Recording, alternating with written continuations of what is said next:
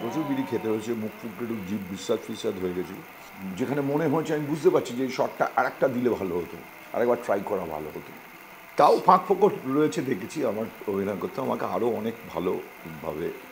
আরও প্রিপারেশন নিয়ে কাজ করতে হবে। মানে ওর অ্যাটিটিউডটা বেরিয়েছে, না বলতে হবে আপনাকে, আপনি কেন এটা করছেন, বলতে হবে। আসলে কি এই ধরনের চরিত্র আমি দেখি, আমি দেখ ঋত্বিকবাবুর ম্যানারিজমটাও আমি পুরোপুরি পারবো না ইমিটেট করতে। বিমলবাবু স্ক্রিপ্ট লিখতে দিয়েছে, পয়সা অ্যাডভান্স দিয়ে দিয়েছে, উনি চলে গেছে। মেকআপের সময় একটু বাংলা মদ,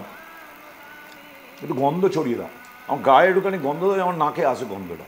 ওই গন্ধটা পেলে আমার মনে হয় আমি একটু খেয়ে আসি,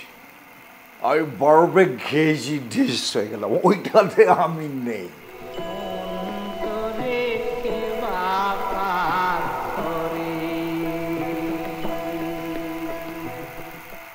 বিমলবাবু স্ক্রিপ্ট লিখতে দিয়েছে, পয়সা অ্যাডভান্স দিয়ে দিয়েছে, উনি চলে গেছে, ভুলে গেছে, ওনাকে খুঁজে বেড়ানো হচ্ছে। 15 দিন বাদে এসছেন, ব্ল্যাঙ্ক স্ক্রিপ্ট শুনিয়েছেন, হ্যাঁ কিছু নেই খাতায়, সেই খাতায় পড়ে পড়ে পড়ে পড়ে উনি স্ক্রিপ্ট পড়ে যাচ্ছেন, উনি শুনছেন, করে যাচ্ছে,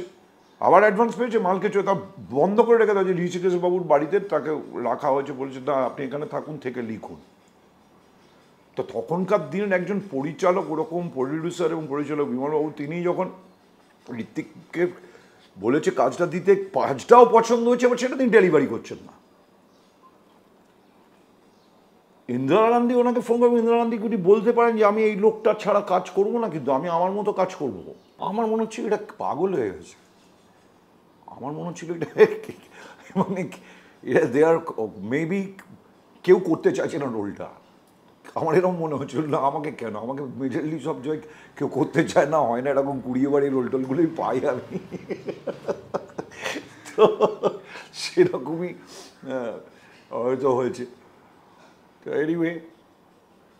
আমি তো বললাম যে অসম্ভব, এটা তুমি ফালতু কথা রাখো। এবার প্রথমবার এসে যদি আমাকে কেউ বলে,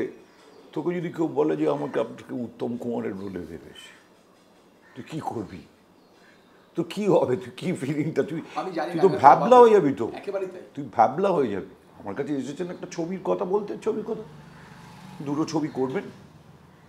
একটা ছবি কি নাম ভুলে গেছি, আর একটা ছবি, তো দুটো ছবি নিয়ে আমার সাথে কথা বলেছে, মানে মেজরলি ওই ছবিটা করতে এসে ওই ছবিটা নিয়ে কথা বলতে, কি বলছে, আমরা অ্যাকচুয়ালি অলক্ষ্যে ঋত্বিক বলে একটা ছবি করছি, সেটাই তোমায় চাই, আমি কী করবো,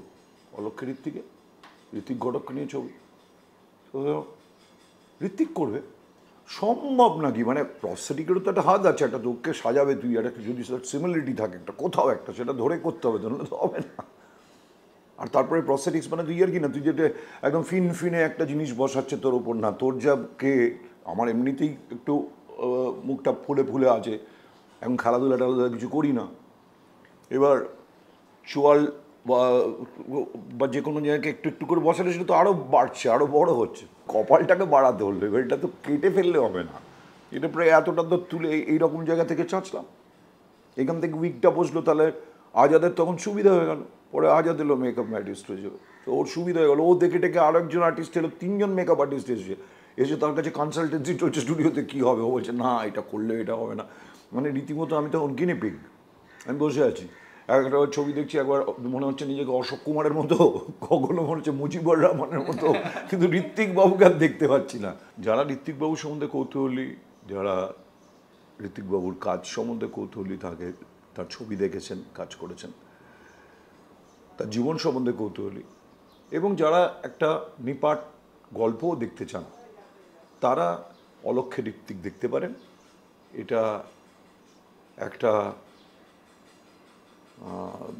ঋত্বিক বাবুর জীবন কীরকম ছিল, কীভাবে তার যাপনটা কী ছিল, তার একটা দলিল তো বটে।